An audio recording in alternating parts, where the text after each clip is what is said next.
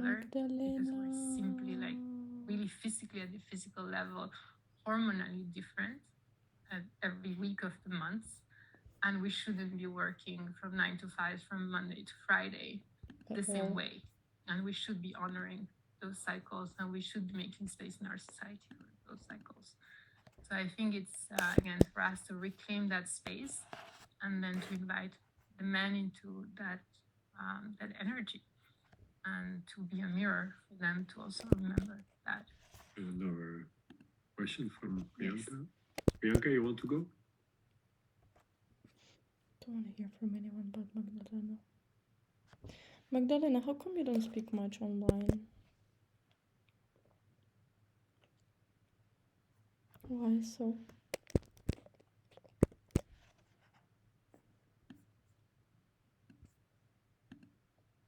Ooh, nice.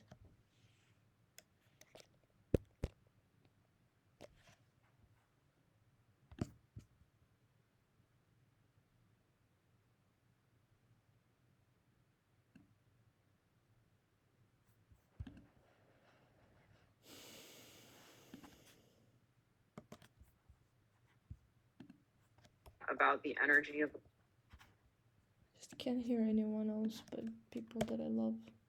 I'm sorry guys, just how it is. If I don't know you, probably by now I'm already not interested in being supporting you at any point. Honestly, like if you and I didn't know each other in 2020 and I haven't included you in the story, you're probably out by now. I just can't bother. I'm sorry guys, but like it's too many voices, too little clarity. Very little clarity actually. my cycle in the fall and winter. My cycle. Look at all these books.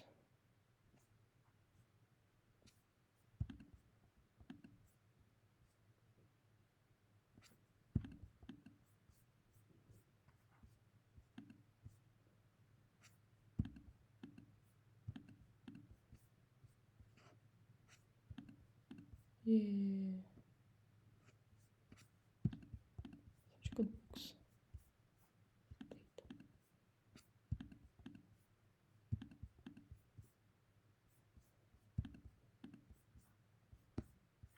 Honestly, I think Arena is much better than Tumblr.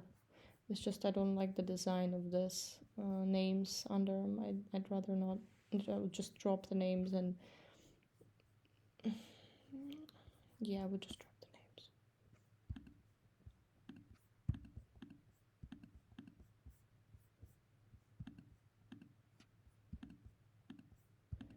Yo, those are all PDFs. Can you imagine? Quite interesting. Alex G. Have any other books? Decay and death. And I also make a lot of space in my teachings for the wise women, because the way we treat elder women in our society shows how like we disrespect death and wisdom in our society, because they're the carriers of the wisdom, which is experience transformed into knowledge, because they have carried children into the world, and they have seen the children carry other children. And I learn a lot from the grandmothers because of that, because they carry that energy of knowing how to close. We're very good at starting things. We're very bad at ending things in general. Very connected to our acceptance of death, the acceptance of the feminine. And it's the death process that we go through every month, and that we learn from our own blood. And also from, I had 2 miscarriages also before, and also the not honoring the, also that we are also carriers of death in a way. We carried all the cycles, and it's all beautiful, and it's all part of life. Death is part of life. There would not be life. Death is amazing. So yeah, thank you for sharing that.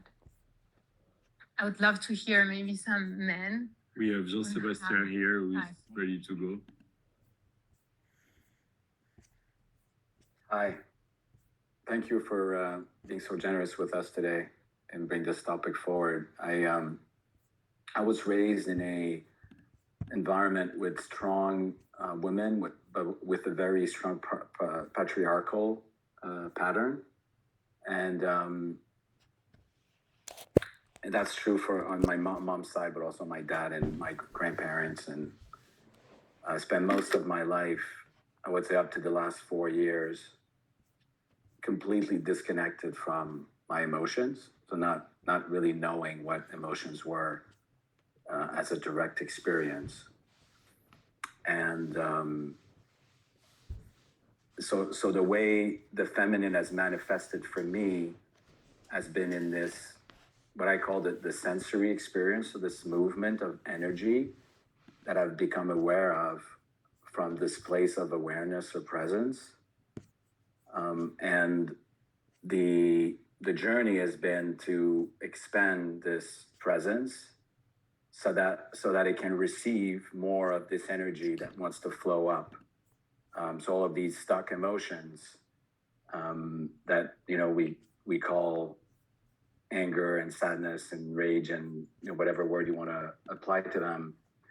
And I've been very fortunate to be put in situations where I've been able to witness this energy flowing in the context of myself. So a lot of processing of my own emotions, but also my wife. So I've been married with my wife for 30. Okay.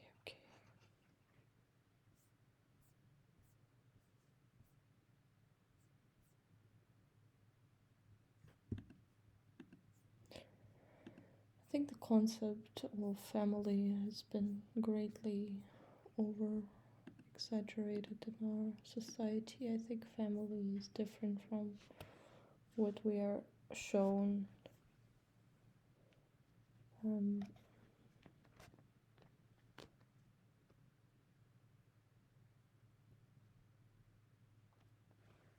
It just feels old, the energy of what we perceive as family.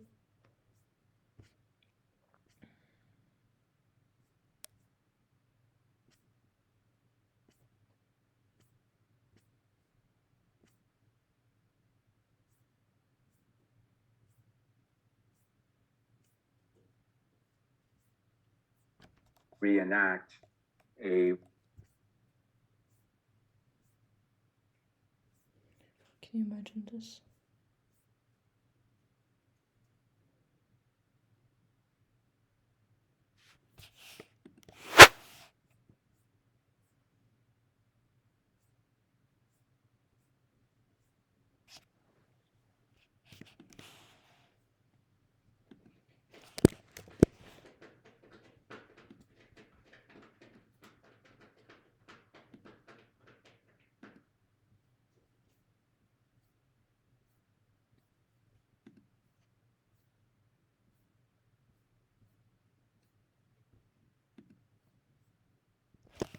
Nice.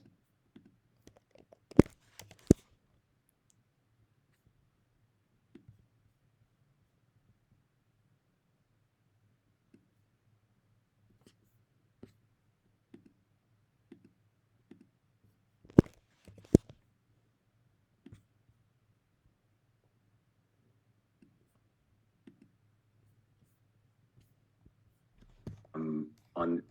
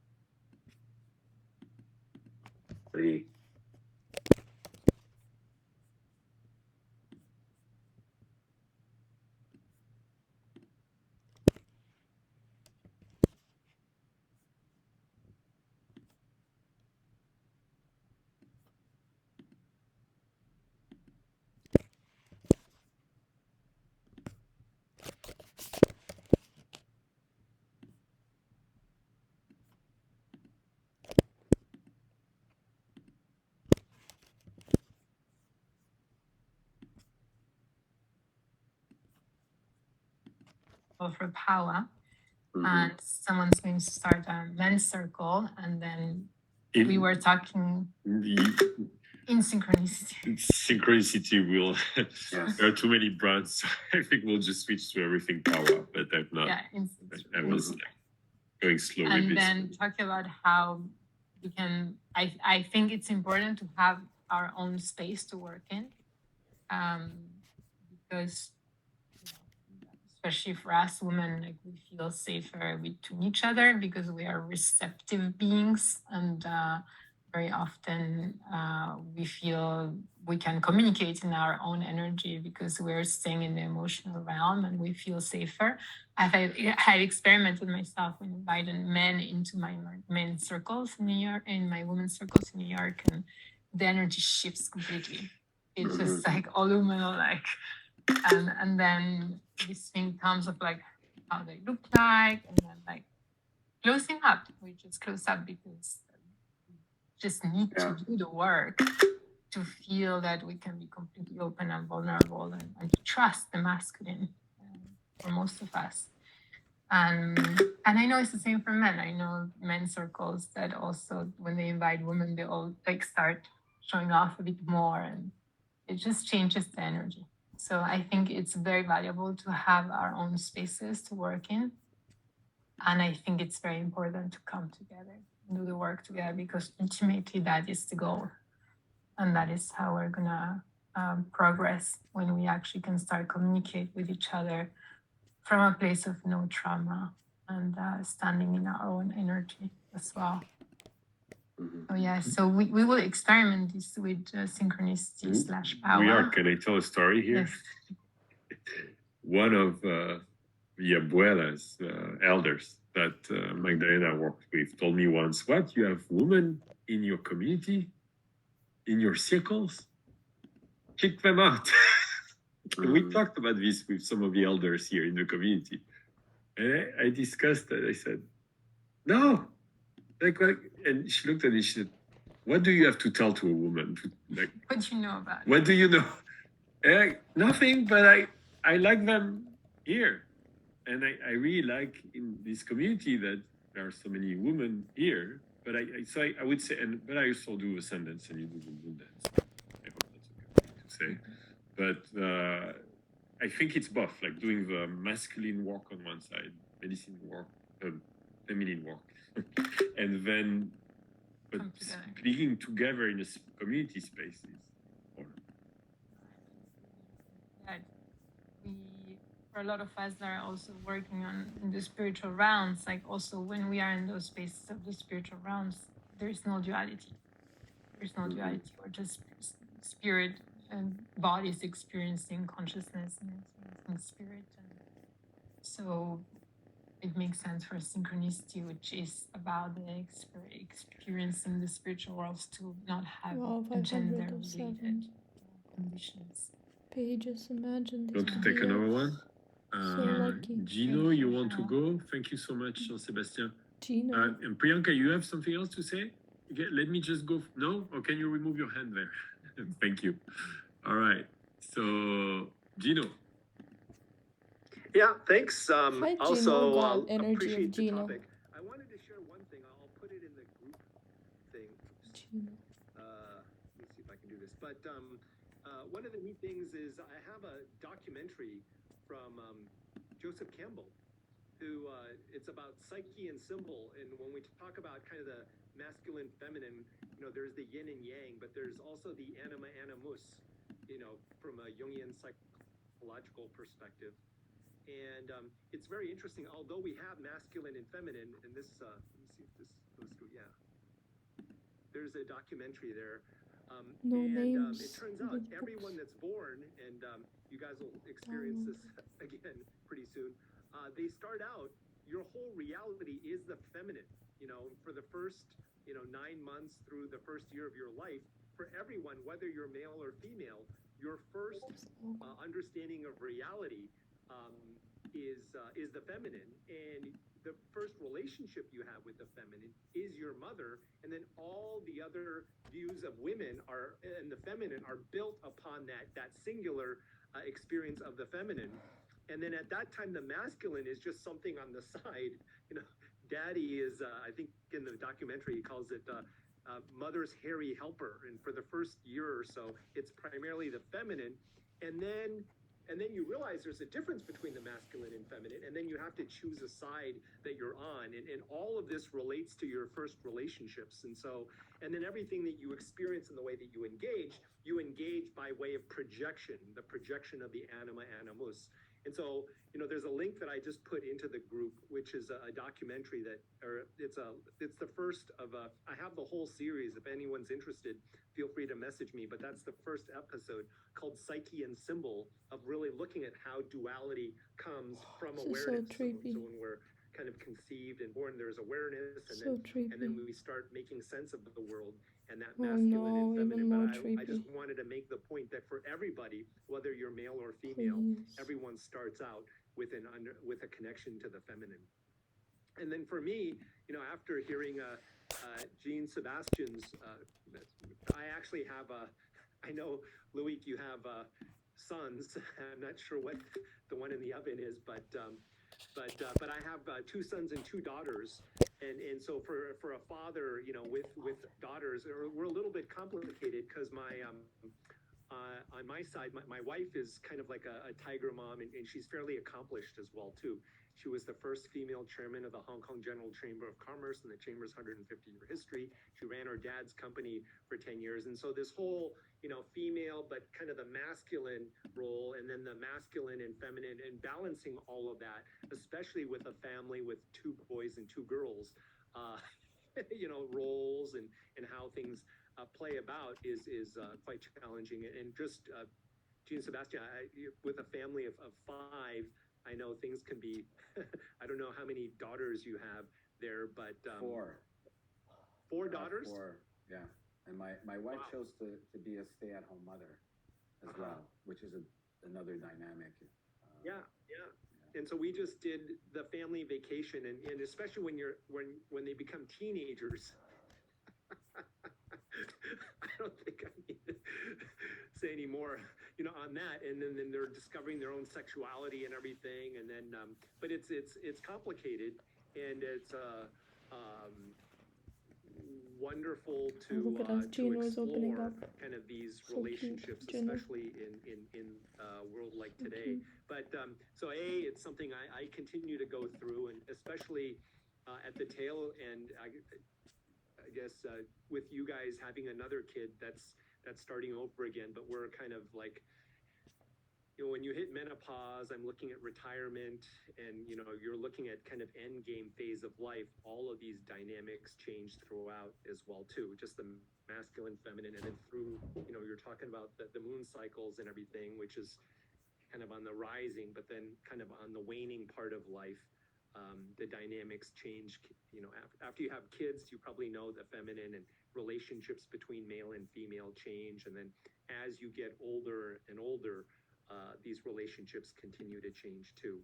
And just wanted to throw in the Repeating. discussion of parenting with daughters, and then also looking at the whole cycle from birth, and understanding masculine and feminine, doing the work, doing the integration, and then towards end game and relationships, and how these relationships change towards that as well too. Thanks. Just wanted to share that.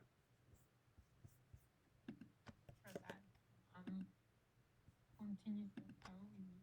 No. Yeah, I'm continuously more and more in awe of all the mothers out there, and I don't understand. After going through my first 6 months of pregnancy, I don't even understand how we don't have statues everywhere for women and mothers to pray to that. Statues, I don't need those. Just digital The fashion. world, and I just had a glimpse of it. So, And all the art. yeah, thank you God. for all of you men that are honoring that in your relationships, and honoring the they do, especially also so them also working. And it's incredible, the ability, the power of the feminine, and for men to recognize that. And also, I want to say how important it is for those of us that are having children to also initiate the children into that. One of the meditations that I do in my institute is to go back to our first menstruation. And for many women, it's one of the most defining moments of our lives. And the way we live our first menstruation defines the way we are going to What's the relate difference between these two? feminine or sexuality to our bodies Oh, Delirious New in York. I love major that. ways. So if you have the opportunity, if you have teenage kids to go through that, whatever, if it already happened or not yet, and to actually properly initiate them into what is happening, what it means, and to honor, to help them honor that first blood, and to help them understand what it means, which is basically being carriers of life. Because there's, for 90% of the women that I work with, there was shame at the moment of the first menstruation, I and, don't feel shame. and guilt. You can imagine the world we live in. These are the two things that come up in menstruation, and for many of them happen sometimes in school or in a car or in a very embarrassing moments. So yeah, so to relearn to honor that aspect of us and not have to hide it, and treat it as something that needs to be underneath there. You want to?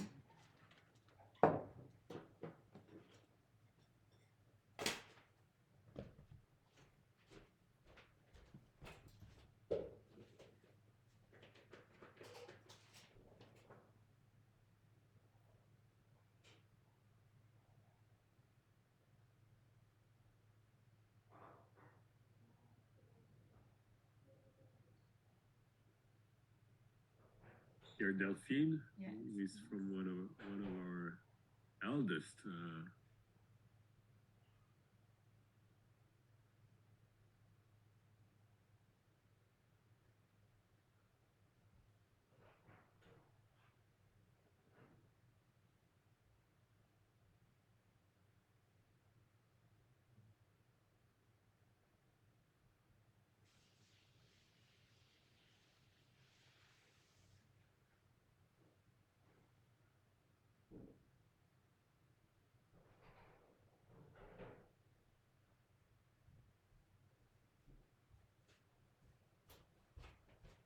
Are we stuck?